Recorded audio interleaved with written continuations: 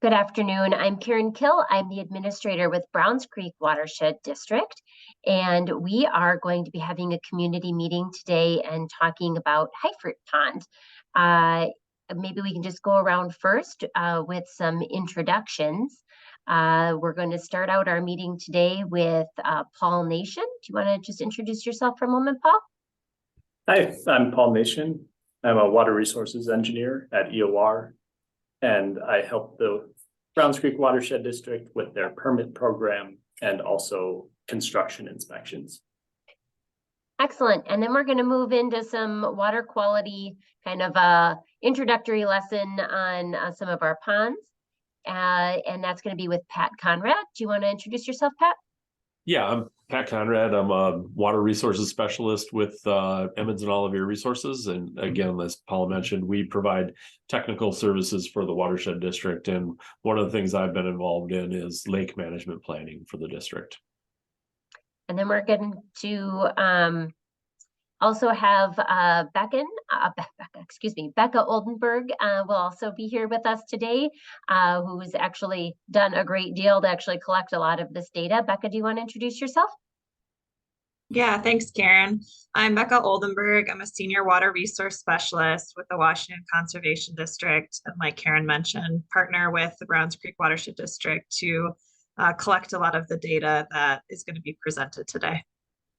Great. And then Brett is going to be here today to talk about some of the things that we can do on our own properties in order to enhance our ponds as well. Brett, do you want to introduce yourself? Hello, everyone. I'm also with the Washington Conservation District, Brett Stolpelstead. I'm a landscape restoration technician. And like Karen mentioned, we offer free site visits to Washington County residents to think through and help you plan for ways that you can improve water quality and habitat on your property. And it's nice to be with you all today. And I see that we have Ryan Fleming just logging in right now. Ryan Fleming is also with Emmons and Olivier Resources as our district engineer and going to be talking about some of the flood risk assessments that we've been doing across the Watershed District and sharing some of that information with you.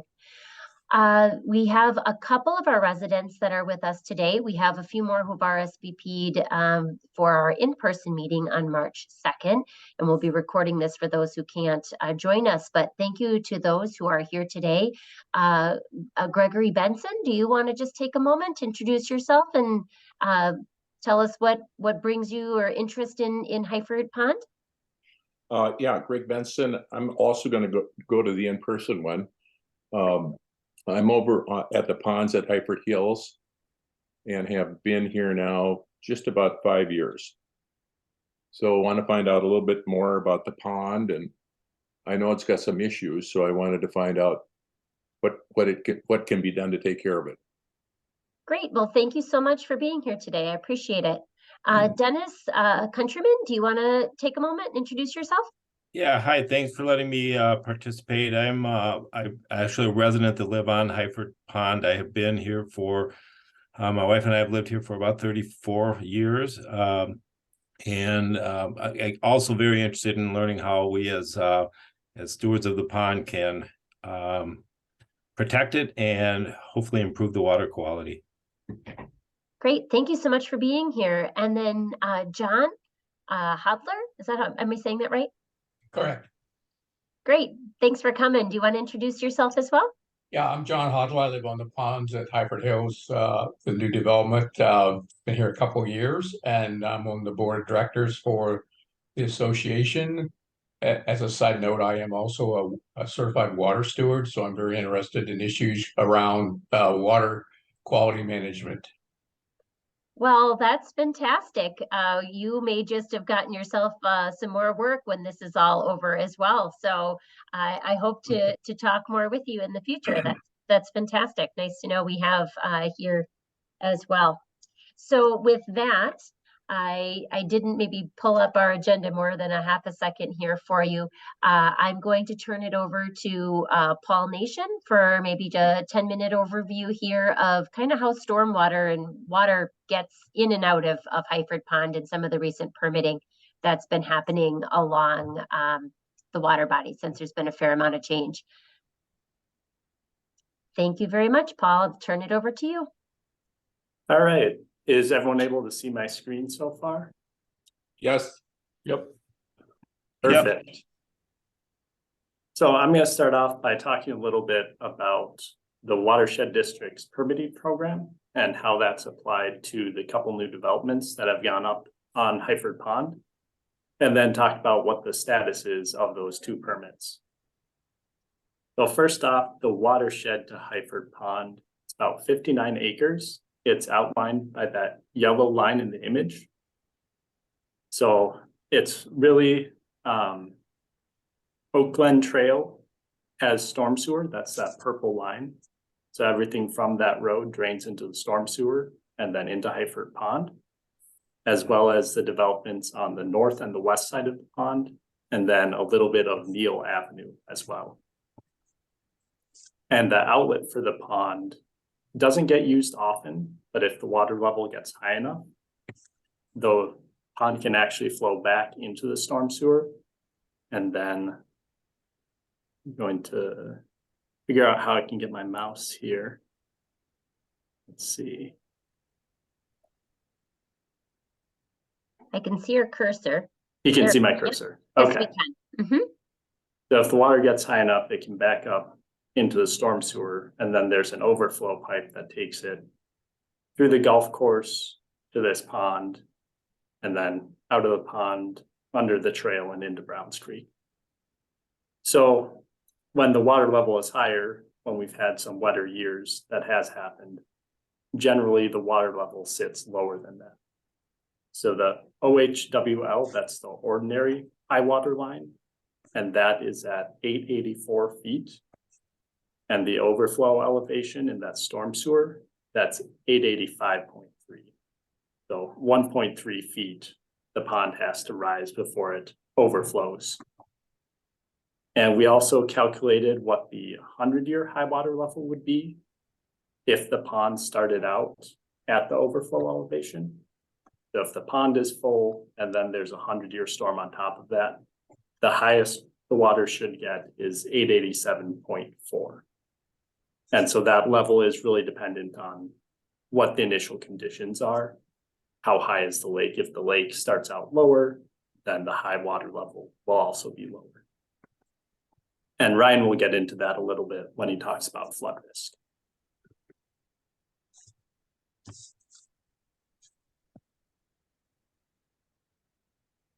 So this next slide is talking about the rules that apply when a development is built.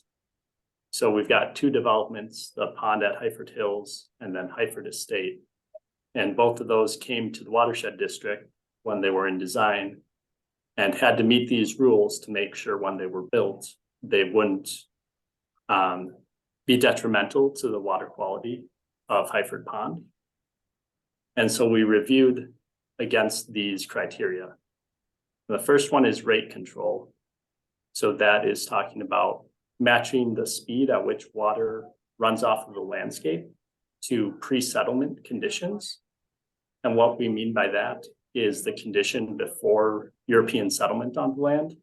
So for Browns Creek, that's oak barrens, meadows, natural area that tends to retain more water and release it at a slower rate. And so when someone builds a development, they have to have stormwater ponds or infiltration basins that will slow down the water to match that pre-settlement condition. And so that applies both for small storms all the way up to the 100-year storm event.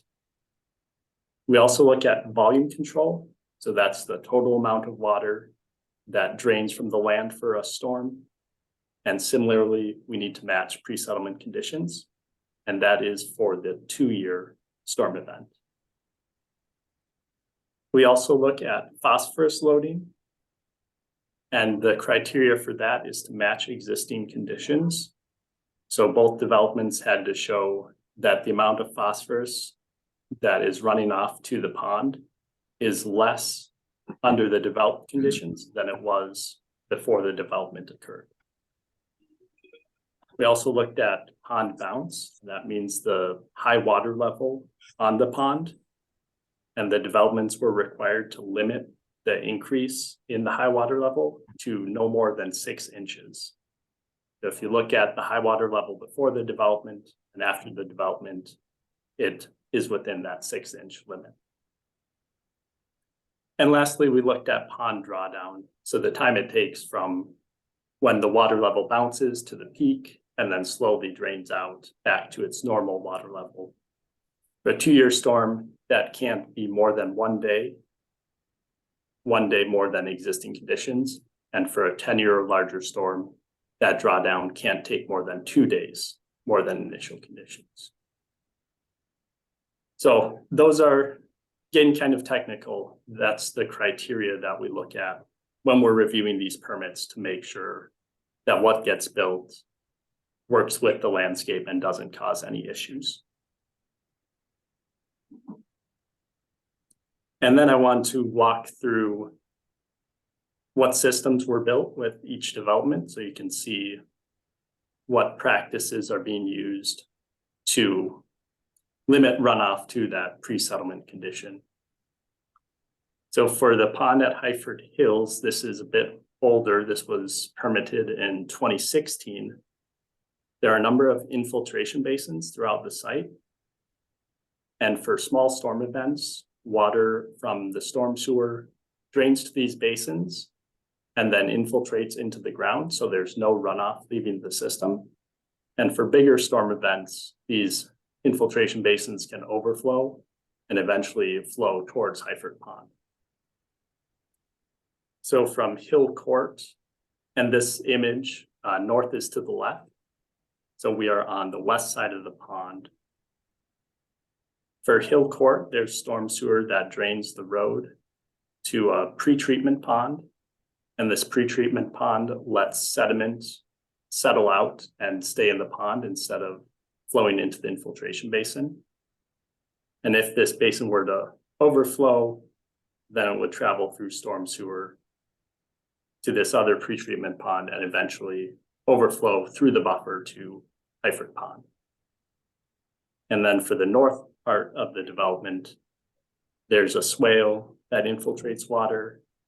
And if that overflows, it goes to another small infiltration basin in the cul-de-sac for Pond Circle. And then that overflows to a larger infiltration basin that also takes some runoff from swales along Neal Avenue. And all of that would overflow to this managed 3 wetland. So the only water that's draining directly to Heifort Pond is the back half of each of the residences. And that water would flow overland through the buffer. The buffer would slow down the water, filter out any pollutants, any sediment, and then the water reaches Heifort Pond. Heifort Estate is a little simpler. This was permitted in 2018, and it has one large infiltration basin on the north side of the development. That basin takes storm sewer from Neal Avenue and also storm sewer along Neal Court. And that basin for small storms infiltrates all the water. For larger storms, it would overflow into a retention pond, and then that in turn overflows through storm sewer and discharges to Heifort Pond. And the same thing here, the only direct runoff the pond is taking is the back half, the roof that drains to the south from these residences, and that's filtered through the buffer. So in both cases, the idea is let's get all this impervious area, roofs, roads, route it to a basin that'll settle out pollutants, that'll drain off a lot of the water for small storms and limit how much of that gets to Heifort Pond. And this last slide, I just wanted to touch on the status of both those permits. They're both getting towards the end of construction. So pond at Heifort Hills, there are a couple lots that were just constructed this past year. And we need to go out this spring to make sure they've been sodded, that there's no bare areas that could erode. And once that's taken care of, we also need to look at one of the infiltration basins that we know has held water for a number of years. we've been in talks with Richard Gagne, the developer, to get that basin dewatered so we can investigate the soils underneath and determine whether the soils weren't as conducive to infiltration as we expected, or whether there's construction sediment that accumulated in that basin. And based on that, we'll determine what we can do to improve that basin's function so that it is infiltrating better than it is now.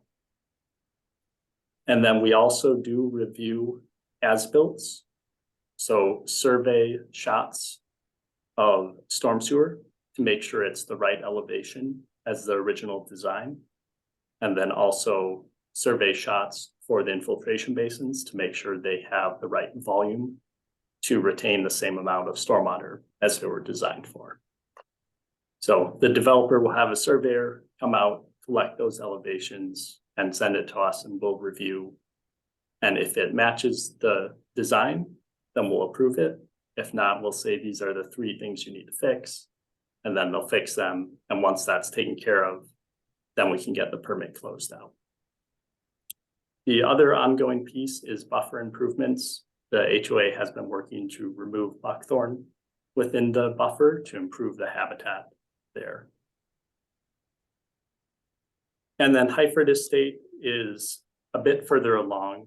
We've already reviewed the as-builts. So we've looked at the storm sewer and the infiltration basin and confirmed that those are good to go. We also have a couple lots that are finishing up construction and will need to be sodded. We'll need to confirm that all vegetation is established. And then Heifort Estate also has some buffer work that needs to be completed. So there's an area along the edge of the buffer that will need to be reseeded with native vegetation and then managed for the next couple of years to make sure that native vegetation establishes and any weeds that start competing can be removed, and just make sure everything grows the way it's supposed to. And once that's taken care of, then these permits are done and they'll be managed just as existing buffer and a completed development. So that's everything I had. If there's any questions on the permit status or on the function of the stormwater system, I'd be happy to answer those. Paul? Question on the northwest infiltration basin. Did you sample the soil underneath, or did you sample the soil as far as the type you needed for infiltration, or how did that evaluation in the beginning happen? Yep, I believe there's a soil boring taken within the footprint of that basin, and the infiltration rate was determined based on the soils we found. So why would it change now if it was assayed to be okay? We have found that the soils can be really variable, even throughout a small space. And we found that for the north development too. They had soil borings that looked pretty good and it wasn't draining, and we went out and took some more and found that 2 feet over, the soil was completely different. Thank you.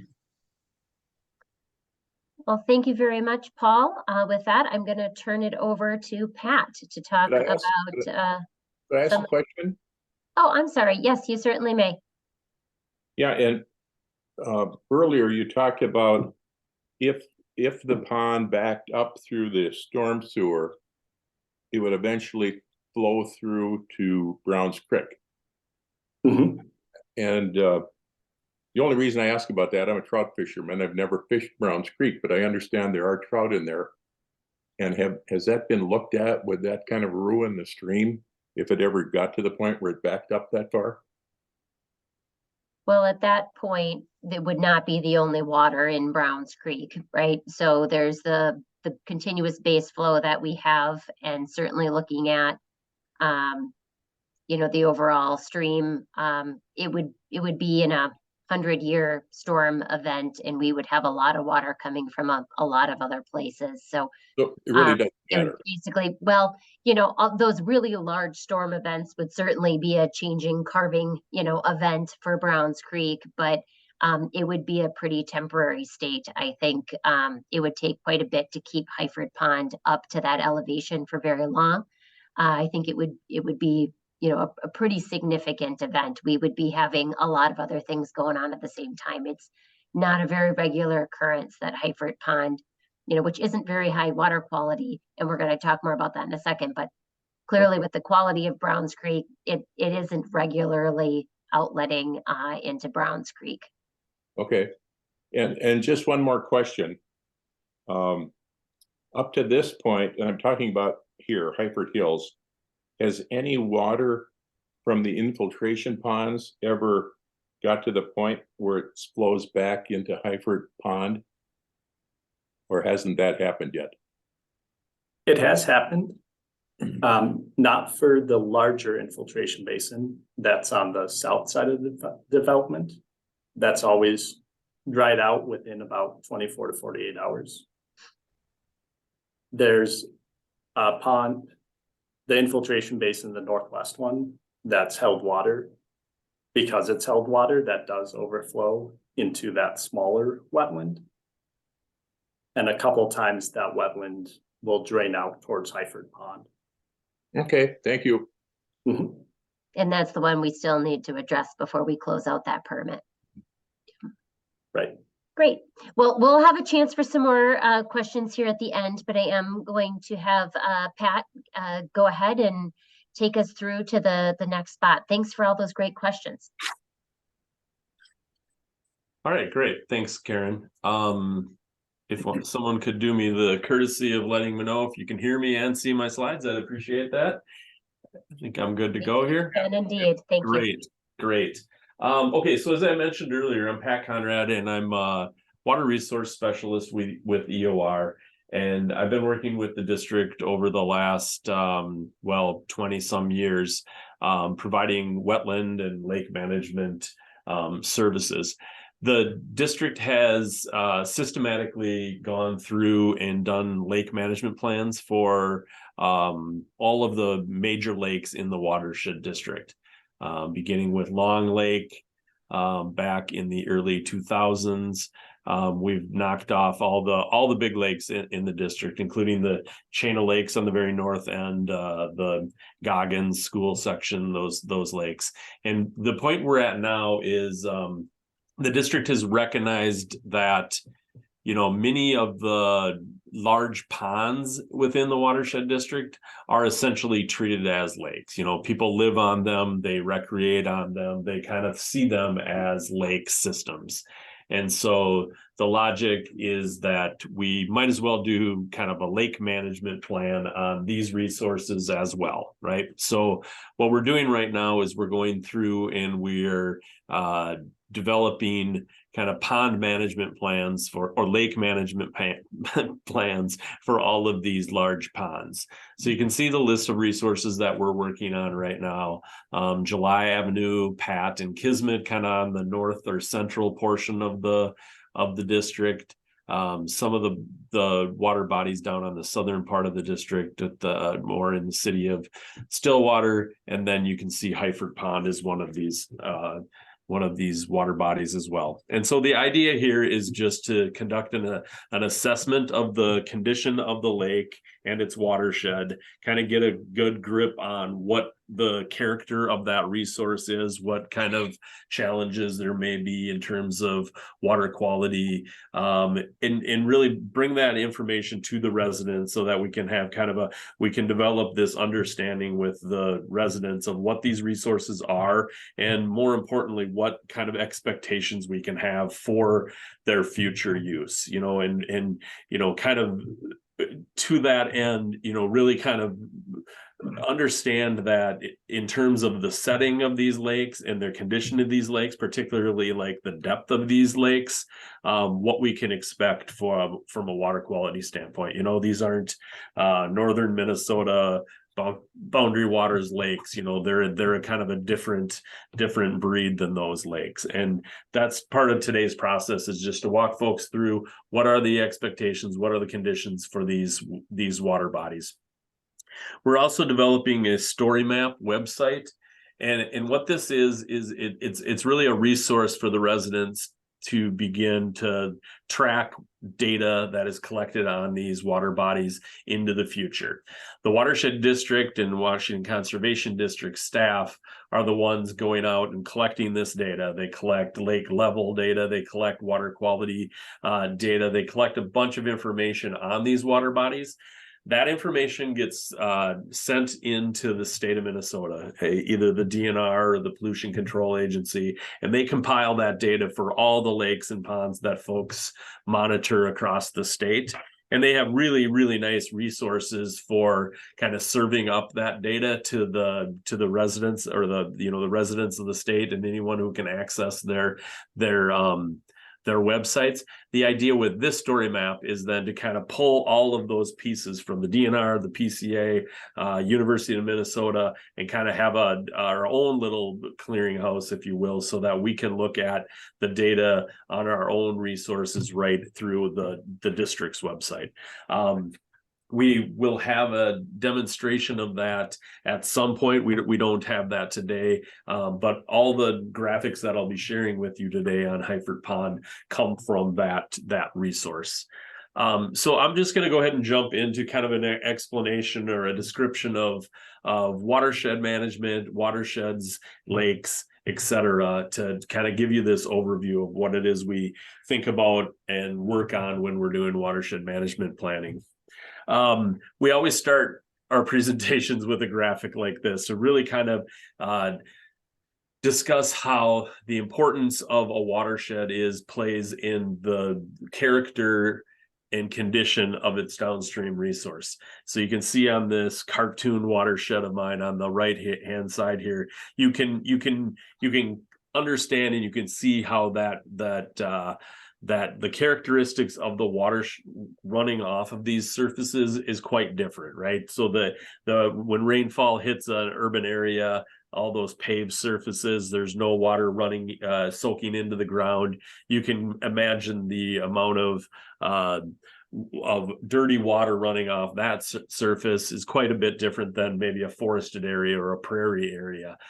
Similarly, with an agricultural field, you can imagine the water running off of that surface has a much different signature in terms of the amount and concentration of pollutant that is getting down into that water body. And it's really important in lake systems because unlike a river that flushes continually, a lake can be kind of thought of as a bathtub, right? All the things that are washing off our land surfaces are getting dumped into that water body. In some cases, they flow out, in Heifort, as Paul just mentioned, very rarely does that flow out. So all these contaminants that are coming in from the watershed are deposited into that water body and are then also available for future use. And that's important when we're talking about things like nutrients. Nutrients, I think you're all probably aware that nutrients, phosphorus in particular, but other nutrients as well, are what kind of drive the system. Just like when we feed our lawns, when nutrients get down into our ponds and lakes, they also feed what's living in those ponds and lakes, right? So the algae, the plants, everything that grows within that pond is fed by those nutrients. And so when that material is washed in and settles to the bottom and kind of stays there, it becomes continually available for future use and can be resuspended through, wave motion, rough fish, etc. And in these shallow basins that, we're talking about today with Heifort, that's a continual resuspension and reavailability of that nutrient pool for the biological activity within the pond. So, a lot of the same of what I discussed on that last slide here, but the important thing to note in the case of Heifort Pond and many of the other large ponds that we're looking at in this study is that they're very shallow systems. Okay, and what that means is that what we're seeing here on the graphic on the right hand side, the entire lake is in that littoral zone where there is biological activity, there's plant growth throughout the possible throughout the basin. We have no conditions where there's not light penetrating down to the bottom of the lake that doesn't allow for plant growth. So you can see that's what would be referred to as a limnetic zone, where the water is so deep that we never get sunshine down there. We don't get any plant growth. In the case of Heifort, we've got a condition where we can always have plant growth, and we've got, a very shallow system. We've got a lot of macrophytes. We've got a lot of algae in that system as a result. It's very concentrated into that upper zone in these shallow systems. So in terms of the kind of the major components within the lake, we'll talk about is algae and macrophytes or weeds. In the case of algae, I mentioned that phosphorus and nitrogen are the things that kind of feed that algae. Algae is a naturally occurring, organism. It's part of the food chain. It's in small quantities. It's a valuable thing. But what we run into in these shallow lake systems, in urbanized areas, is we can get too much algae in terms of algal blooms, and that really causes a water quality issue.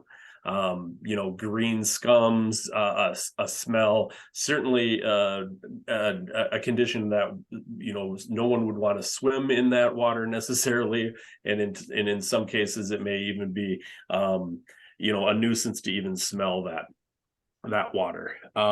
Also, we can have issues with decaying algae consuming oxygen and causing fish kills. So, in general, excess algae is not a very good thing. We can also have conditions where we have certain types of algae that grow that produce toxins that can be harmful to people and dogs that potentially drink that water, can have issues with these toxins.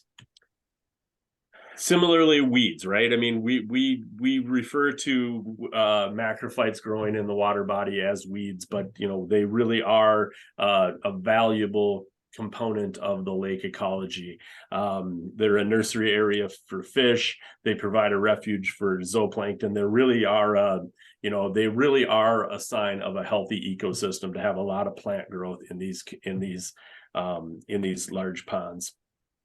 Again, in excess, they can be considered a nuisance. If you're out there trying to kayak, trying to canoe across the water body, you might not be able to get across because of heavy, dense mats of certain plants, right?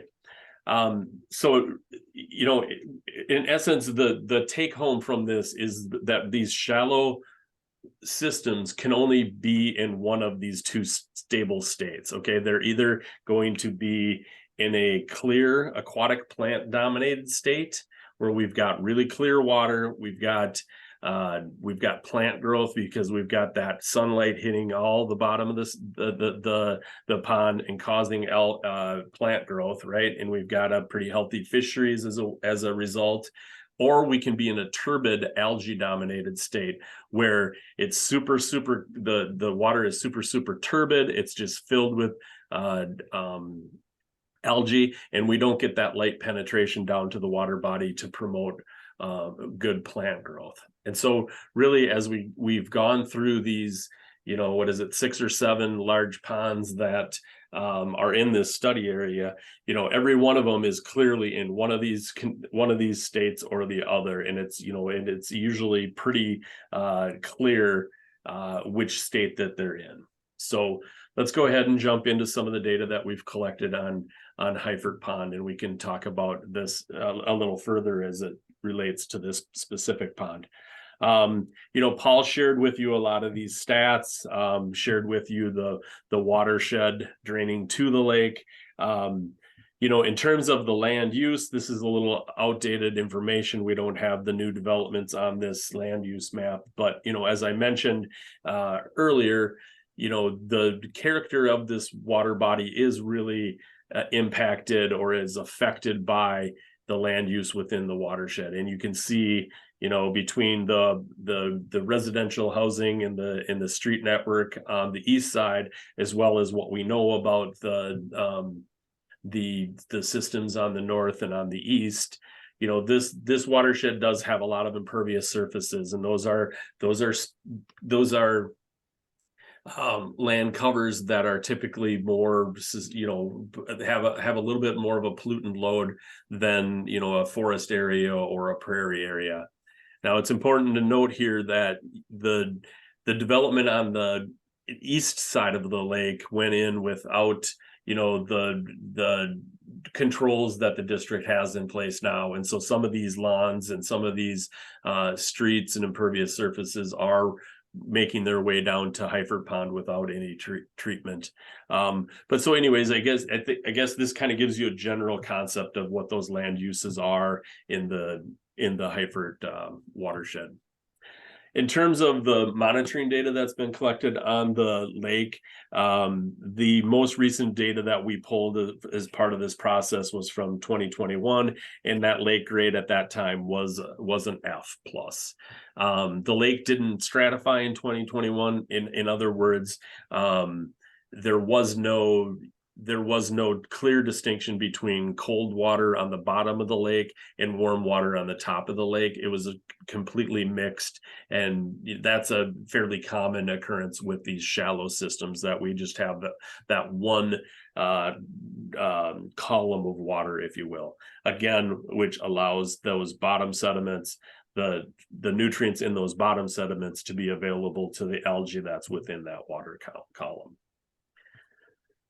We did a bathymetry mapping in 2022 and found kind of a deep hole of around 5 feet. Again, this, the work that we did here was not ultra accurate.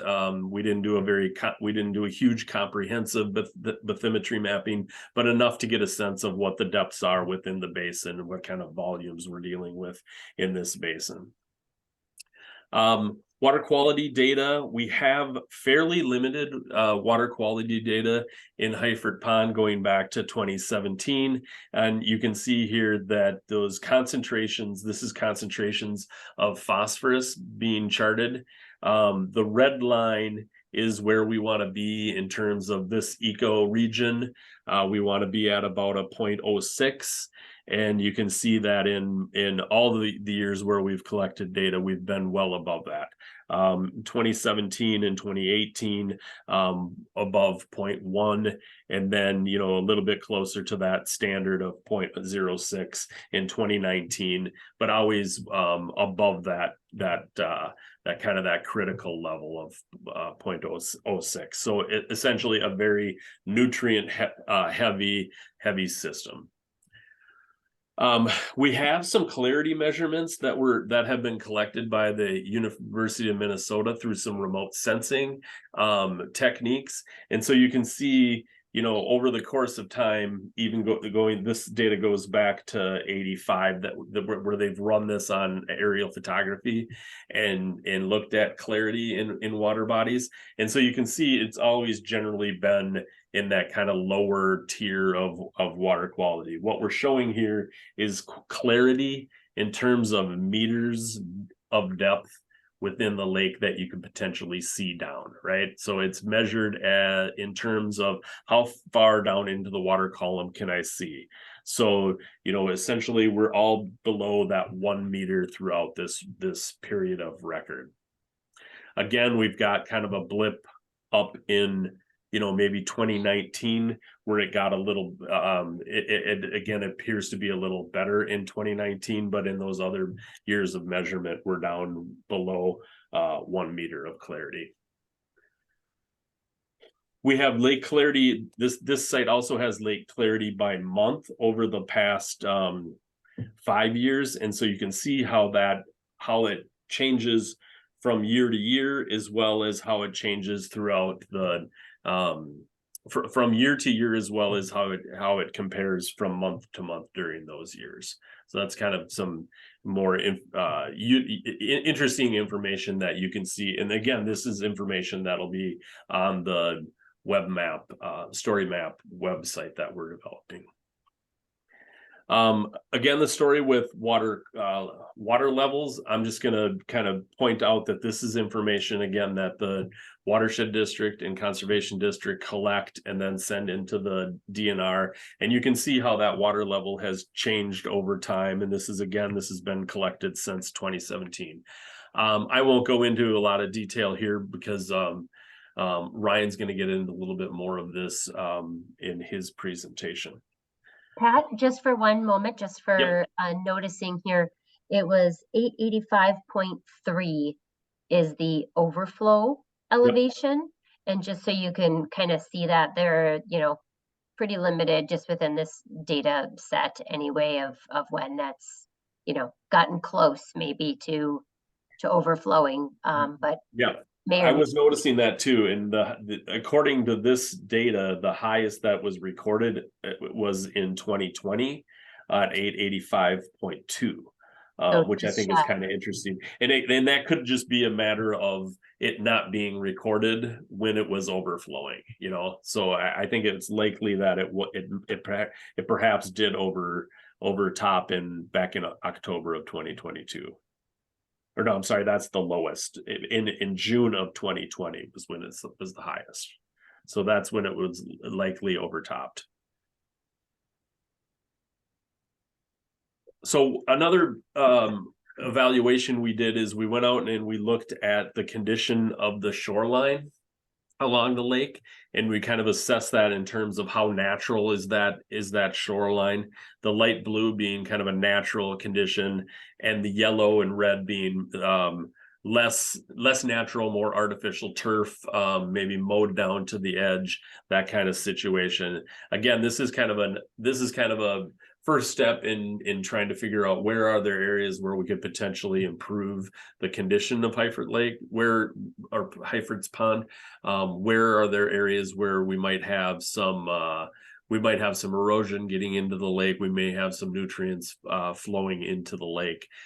Just did the assessment in terms of what is that condition of that lake shoreline. And when we talk about natural lake shorelines, this is kind of what we're thinking about, right? Where we've got this continuum of vegetation from our uplands through that transition area into the lake. And we've got heavy, good, dense vegetation throughout that zone, providing both habitat within the water for fish and animals using that edge, as well as kind of having a protective edge to that shoreline, preventing erosion and nutrient runoff into the water body as well. So you can see this is kind of the ideal of what we would think of in terms of a natural shoreline. Finally, we did some aquatic plant surveying within the lake, and did determine that the plant community is dominated by native aquatics, and it has good species diversity for such a small basin, but there was very limited growth beyond kind of that zone right outside of the shoreline. Again, that's indicative of a system that's in more of that turbid water state, where we're not getting those good aquatics growing out into the deeper portions of the basin. We didn't have aquatic invasive species found during the plant survey, so that was a good thing. And then just kind of interestingly, there was a fairly unique pondweed, Vassey's pondweed, that was found in this pond back in 2015. It's considered very, very rare in this area, very uncommon and rare in this area. In fact, at one point back in 1984, this was a state listed as a species of special concern. More data has been collected over the years, and it has since been delisted, but it's just kind of a unique plant, and kind of interesting that it was found in Heifort Pond. And again, that's information that the Washington Conservation District and Watershed District have collected on the pond. So I think with that, that's kind of my general overview of the assessment work that we did for the pond.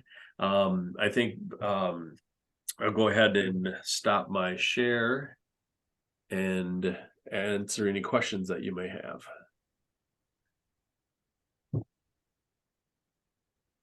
Could I ask one? Yeah. course. Is the goal to try to improve the water quality, or is the goal just to keep it the same and not have it get worse? Well, I think that, you know, always the goal is to make things better, right? I mean, if we've identified some issues and some potential low-hanging fruit in terms of where are there areas where maybe we have some nutrients or we have some erosion getting to the lake, I think the district is committed to improving all of its resources. And you know, the next presentation, and Brett is going to talk about, or what are some of those things that, you know, residents in this watershed can be doing to help clean the water that comes off their land before getting into the pond. Okay, thank you. Yeah. And maybe that could be your introduction, Brett. We don't Sure. have to hand it back to Karen and to you. So why Yeah, don't you go ahead and run yours? sounds good. Here, bear with me a second while I pull it up. Looks good. Yes, it does. Current slide. Here we go. Just minimize this over here. Everyone's seeing my screen. Yeah. Yes. Great. Yeah, well, thanks, Pat, for that that seamless segue. I'm just going to take a few minutes to introduce some of the projects, practices, and strategies that you can think about and start to implement on your own property to help improve and protect water quality while also providing habitat for wildlife and pollinators and other at-risk species. I think buffers are a really great place to start. We think of native buffers as a practice with nested and overlapping benefits, both in terms of water quality and habitat enhancement. And really what we're shooting for is this natural transition from the aquatic and emergent zone here closer to the shoreline through this transition zone and into the upland zone, where the goal is to restore or enhance that buffer with native species and trying to increase native species cover as much as we can through restoration and invasive species management. And that's for a number of reasons. One, you know, when we have a healthy buffer that's established in the shoreline zone, those native plants do a really good job preventing erosion and holding that shoreline in place through the dense fibrous root systems. You know, grasses and sedges are really great for that purpose. A lot of our native grasses and sedges. And when we start to incorporate forb diversity, flower diversity, we're also helping to support native wildlife and pollinators, and enhancing the overall aesthetics of the places where we live, which it's great to have all those three things intersecting in our shoreline zones. So I'll transition to this next slide. I think this is a really good example. You can kind of start to visualize that transition from the shoreline zone towards closer to the water here in the shoreline. You can see these native rushes and sedges planted densely towards the toe of that slope that help to hold that shoreline in place and filter out pollutants from upland sources as well, intercepting sediments and excess nutrients that would otherwise make its way down into the lake. Through this transition zone, this is a really great example of a really well-established native buffer with lots of forb diversity. You can see a couple different species of liatris, little monarch on this meadow blazing star, or Liatris ligustylus here. It's one of my favorites. And transitioning to this upland zone where you can see a nice mix of native grasses, sedges, and forbs, gray-headed coneflower here in the right-hand corner, another species of Liatris, and some little blue stem kind of tucked in the back there. And so, of course, the tricky part is always coming up with a plan for a seed mix design and a planting plan to get these buffers established well, and managing invasive species and doing all the things we need to do to help these establish and become nice, full, resistant and resilient systems over time. And so invasive species management is a big component of that. And I'll just reiterate again that our office, the Washington Conservation District, we offer free site visits to landowners in the county to help think through restoration and enhancement strategies and other opportunities that you're looking for to improve water quality and habitat. And we also help administer the Watershed District's stewardship grant program. So keep that in the back of your mind as I flip through these next few slides.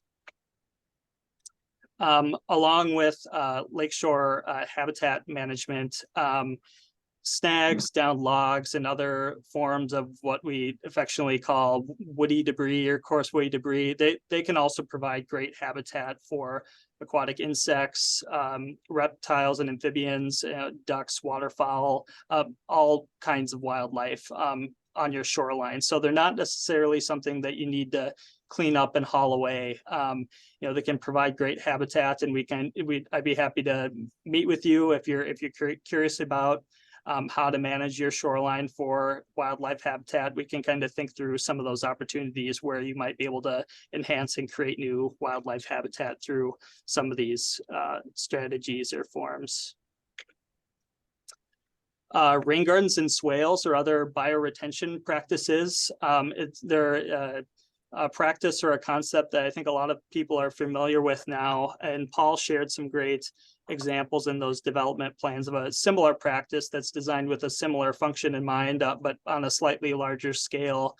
These are really designed for collecting and infiltrating and treating stormwater from small scale impervious surfaces. And these again can be designed in a way to also promote and improve wildlife habitat and aesthetics around the home. And they're really fun it's really fun to work with homeowners to design some of these practices. You can get really creative with it, and it's fun to geek out on native plants and to think about how it fits in with the rest of your landscaping. Turf management is something that I think maybe gets overlooked more often, but thinking about how you're managing and maintaining your turf is also a really important component of protecting and improving water quality, especially adjacent to a native buffer. You can think about some of the ways that you're maintaining your turf in terms of, are you alternating your mowing directions? What height are you mowing your turf at? How frequently you're mowing? Are you bagging your lawn clippings, or are you letting them kind of naturally settle into the lawn as kind of a natural fertilizer application? I think the goal here is to maximize your turf health to really promote nice, full, dense foliage that can help filter and settle out sediments while reducing overall inputs, both in terms of fertilizer and irrigation. And so there are a number of different strategies that you can look into to work towards some of those performative aspects. Turf science as a whole, another realm that be happy to meet with you and get into a little bit more, but another good area to focus on if you're looking for other opportunities beyond your existing shoreline buffer, or if you have an infiltration practice around the home already. It's a low-hanging fruit in a lot of ways.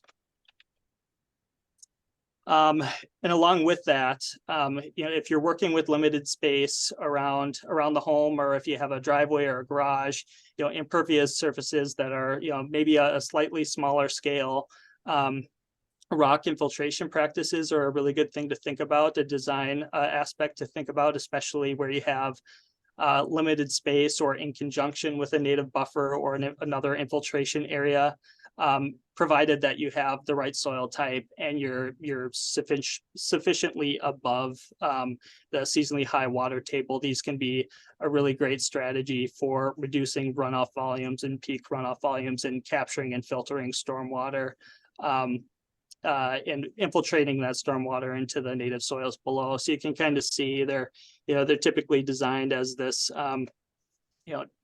filter line trench with different rock sizes to help capture that volume, temporarily store it, and filter out pollutants.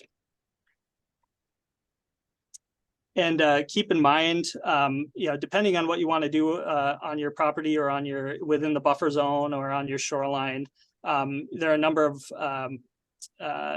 practices that are regulated by DNR or Browns Creek Watershed District permit. And so that's one of the things that we can help with in our office, is to help you interpret some of those permit requirements and, talk with you, help you understand, what your goals are, and what are some of the activities that might be regulated by permits, and we can help you, help walk you through that process.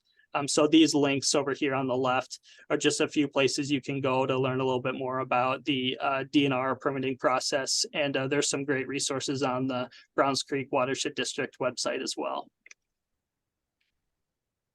And this is a link to our site visit sign up form. It takes you to a ArcGIS Online dashboard. You fill out a simple form with your name and your address and your phone number, brief description about what projects or if there's anything you want to learn more about your property and ways that you can improve water quality or habitat. This is how you get in touch with us, and we keep an eye on this dashboard and reach out to folks as they sign up. So don't be afraid to click on that link and sign up for a site visit. I know I've met with some of your neighbors in the past, and I'd be happy to meet with you as well. All right, I will stop my share. And with that, I'll turn it over to you, Ryan.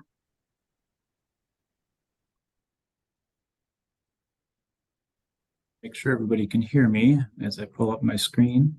Yep.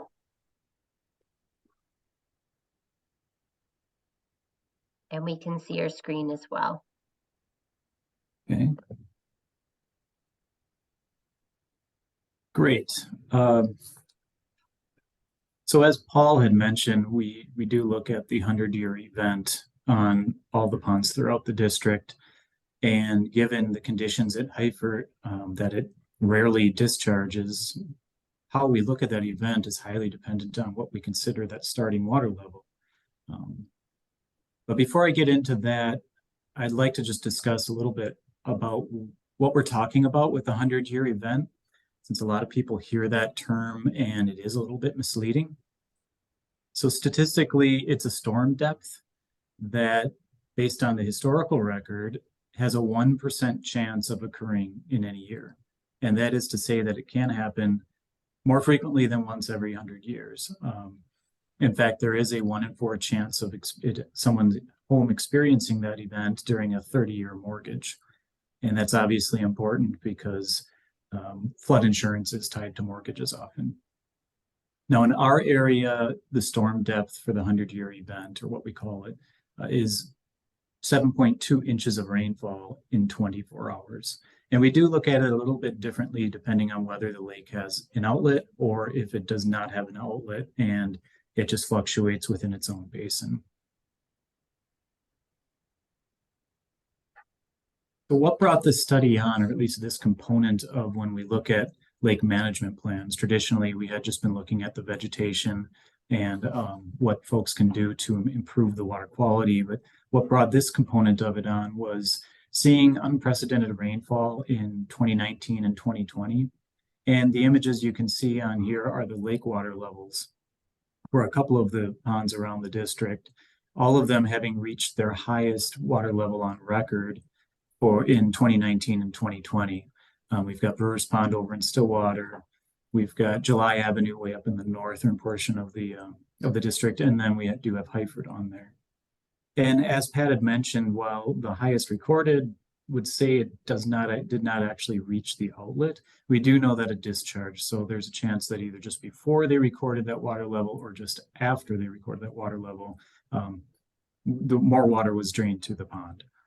Because I believe these are collected every 2 weeks to every month. So there are periods between those water level measurements that the water could be higher. So we had the unprecedented rainfall. We also have a new 100-year event. So that depth that we're looking at has changed. In 2014, a new study looking at all the precipitation up to close to that date revised our 100-year event from being 5.9 inches to 7.2 inches. And so if you know how Heifort, or the area around Heifort Pond, developed, when we're on the east side, a number of those homes were constructed with, when we thought the 100-year event was a 5.9-inch event. And those that Paul had shown in the images came in after we had revised that 100-year event to be 7.2 inches. So,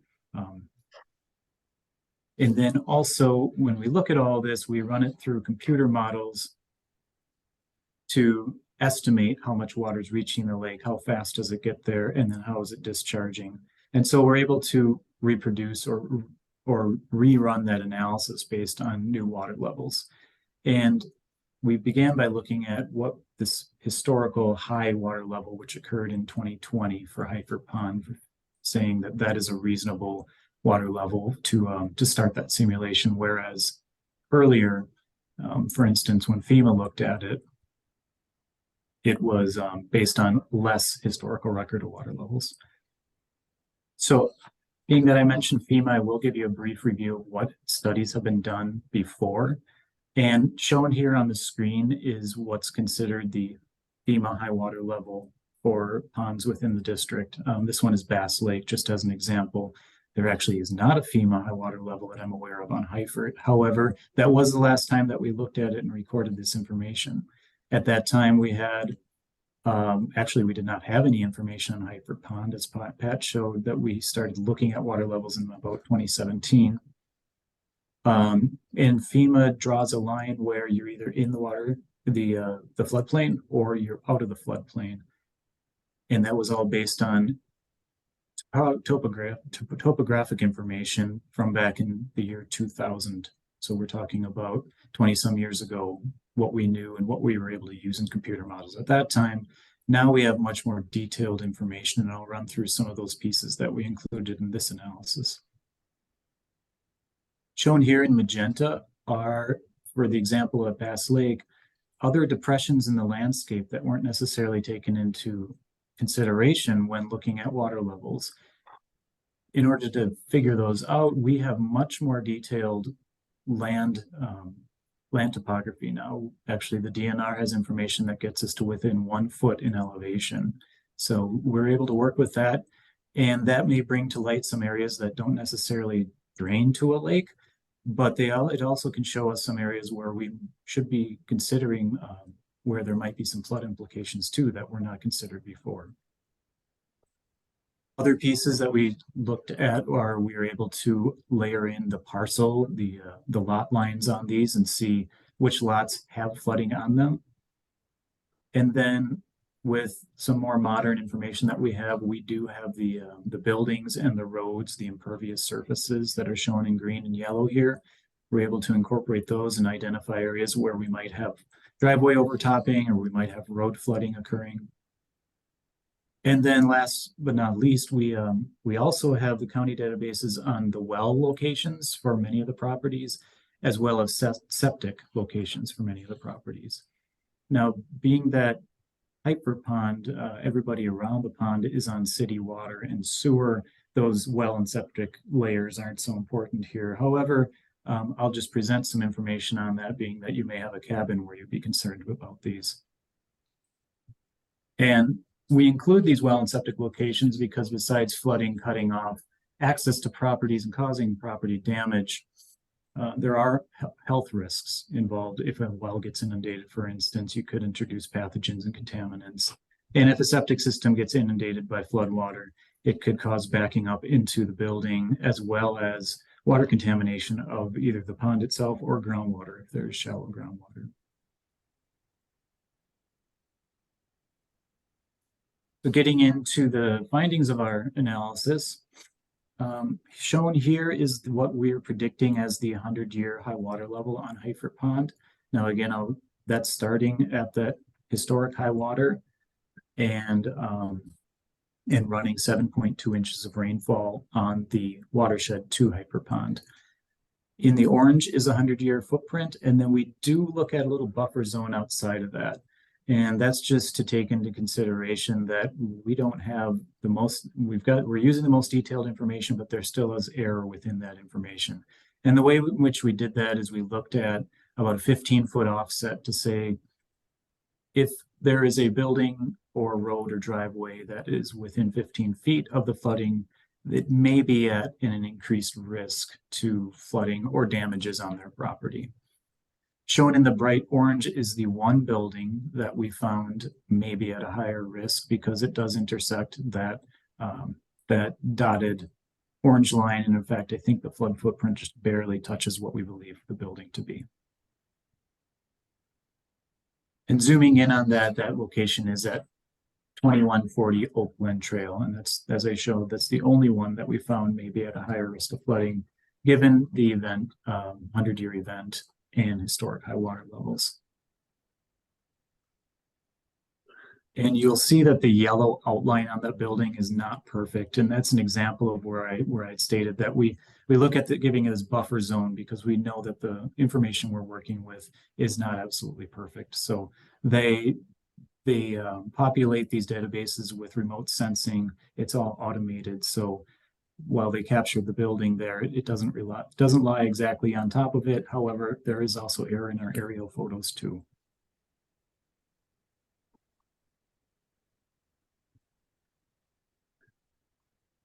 I've got a little bit of information on what you can do.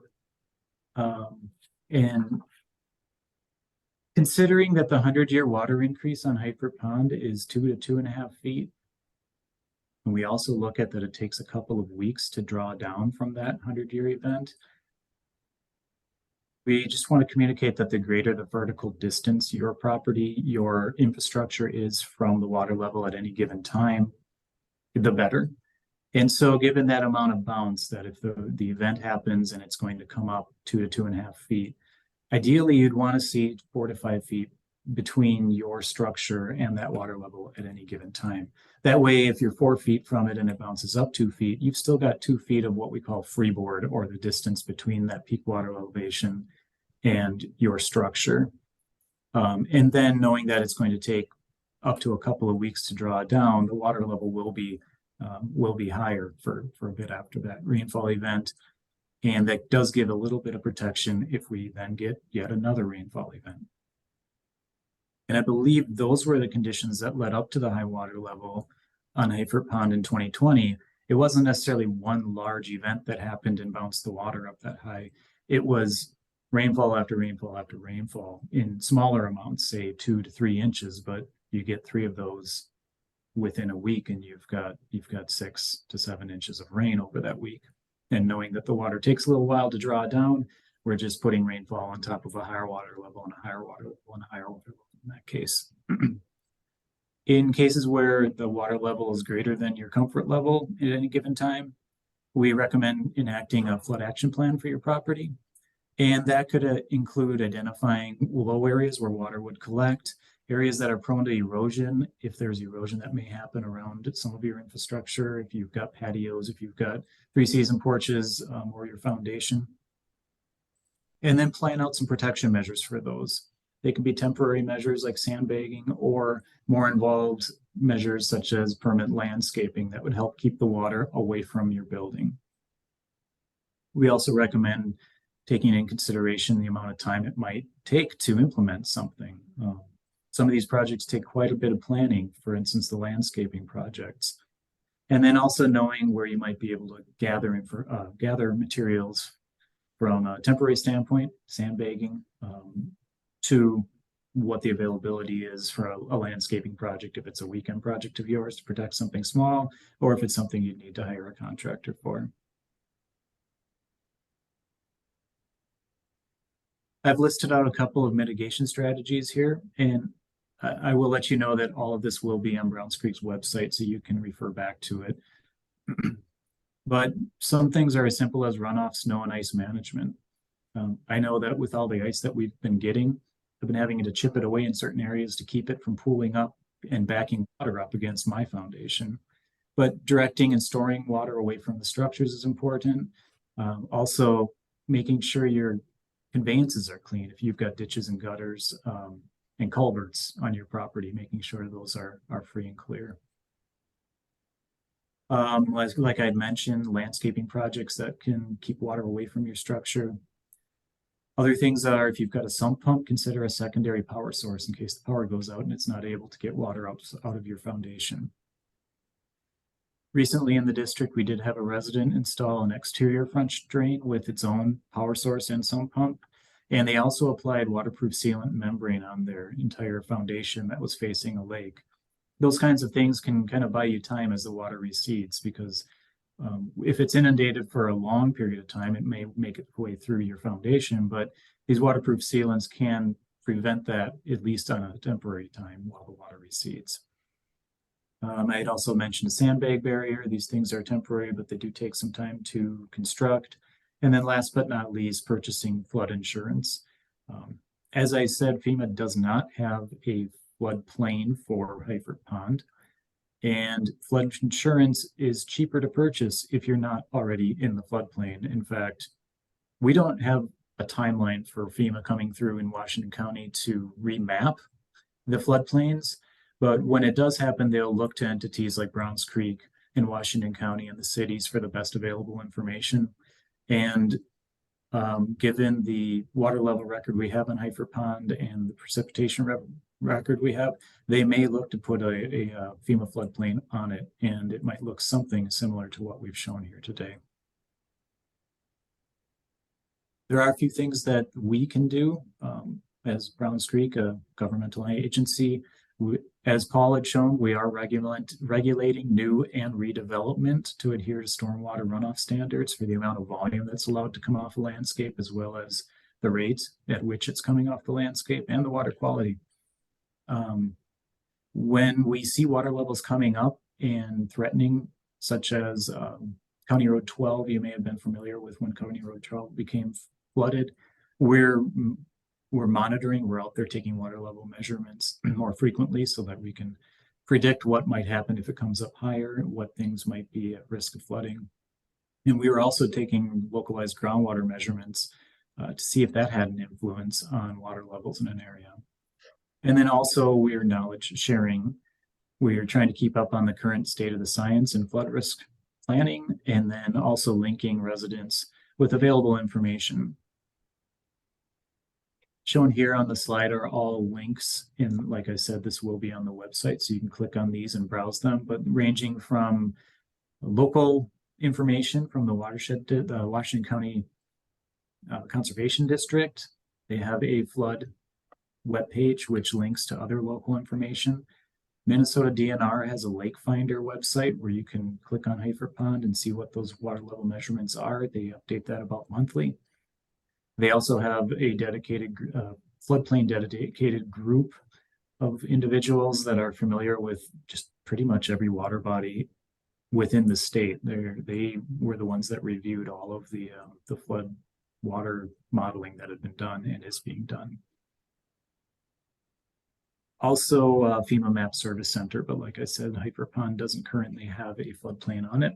And then somewhat recently, the Association of State Floodplain Managers came out with a handy website called Reduce Flood Risk, and it's just got flood facts and mitigation resources for everybody from homeowners all the way up to engineers and planners and high-rise managers, etc.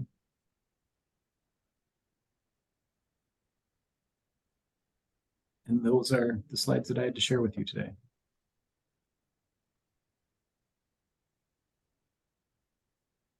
Thank you very much. Any additional questions that you have on the flood assessment that we did here with Brian, or for anybody else? This is Dennis Countryman. One quick question. What's your objective in presenting this information? And I'm curious because the situation, the opportunity is very different for residents on the side of the pond that I'm on versus the newly developed side of the pond. So I'm curious about what it seems most of the opportunity to improve the pond's water quality comes from those on the east and south side of the pond. Is that correct? Well, we also want all to be aware of what to expect from a shallow system.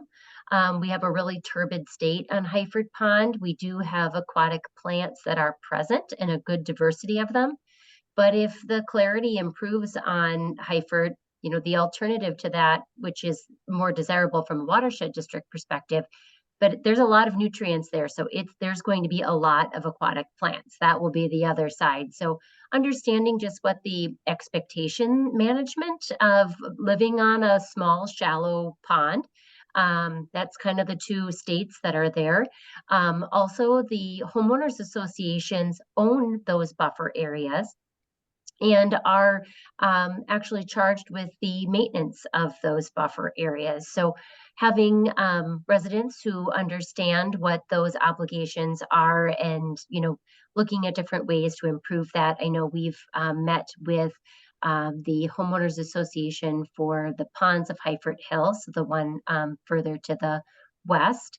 And there's been a management plan that's actually been developed with the HOA. So really appreciate that. But also, you're right in the perspective of from a flood management perspective, the newest developments come in at least with the advantage of a 7.2-inch rain event and a requirement of that 2-foot freeboard to your lowest elevations. But right now, that data only goes in through 2010. Obviously, we've had storm events that have been greater. So our climates change, and it's something for us just to think about on how all these things work. But it's an entire system, and it's also an opportunity to sort of bring everyone from around Heifort Pond together to have some of these conversations. There has been in recent years a bit of us versus them kind of attitude, maybe in some of our areas where there's new development. And so it's an opportunity to work collaboratively towards improving our resources, but just to give people a better understanding and to learn a little bit about each of your perspectives of living on these ponds as well. Sure. Thank you. Mm-hmm. I will just respond to one other question that was asked earlier, and kind of in the same trend here as your question, Dennis. The Watershed District does offer a stewardship grant. They are $500 grants towards things like native plantings, shoreline plantings, rain gardens, rain barrels. Some of those, rain barrels or some other things like that may even apply to the folks that are in the HOA as well as the folks that live on the east and the south side of the water body. There is no public access on Heifort Pond, and our board has taken not a strict policy, but a general policy of really looking to the residents to take ownership. That, the Watershed District, it is, public water, and we do have the interest of improving that, but the board is more interested in working on that where the residents are interested in doing that as well. We don't have any public land. It's all voluntary individual landowners. So we're really looking to, work with the residents in order to improve the pond as well. So that's the other reason of bringing this out too, just to say, hey, it looks like there's maybe a few opportunities, like you say, maybe more opportunity on the east side, but the understory of, on the north and west still has a long way to go too. There's definitely more improvement in stabilizing some of those soils and understory areas around the entirety of this pond. So opportunities everywhere. Yeah, Greg. I know that where this development is, we did take out all the buckthorn like you recommended. And, some of the larger ones, I'm sure there's still root systems and it'll keep popping up and we'll have to keep it going. But are there other plantings that you would like to see go into the buffer area? Or we actually, I think, provided in that plan, I think we actually gave you guys a plant list, and that's something that we can kind of continue to do, maybe even just an annual visit with you, late spring, early summer. Sometimes you do see, even with the buckthorn coming out, some of the natives actually can start to take hold. I don't have a huge hope that we're going to see a ton of natives pop up in this area, only because this was a pastured area. I don't think there was a really strong native seabed to start with. This isn't sort of a great woodland that was then brought in, invasives came into. This is more of a case where it was pastured, and as soon as it was no longer being pastured, you know, the invasive species are what popped in first. And so we have a lot of black locust, which is an invasive species. That's pretty much most of the mature trees that you have. And then buckthorn, which you've really tackled a lot of that, but there's, you know, a huge seed source for that, as well as root systems. So it's, you know, it's going to keep coming back if you don't keep tackling it. But I think one of the things we had talked about with the HOA was an opportunity of, if you already, I think, had a few community days a year that you were, you know, getting residents out there and doing some woody invasive species removal. Maybe for each one of those that you have a removal day, maybe you do a planting day as well. Maybe there's a planting day in the spring and maybe a planting day in the fall or something like that. But we could definitely work with you to talk about some plant lists and things as well. Okay, thank you. I know there's already some residents who've been pretty interested in doing that, and maybe could be guided more towards, instead of cultivars or like hostas or things that are pretty shallow rooted, into something that's more of a native deep rooted system. So that would be great.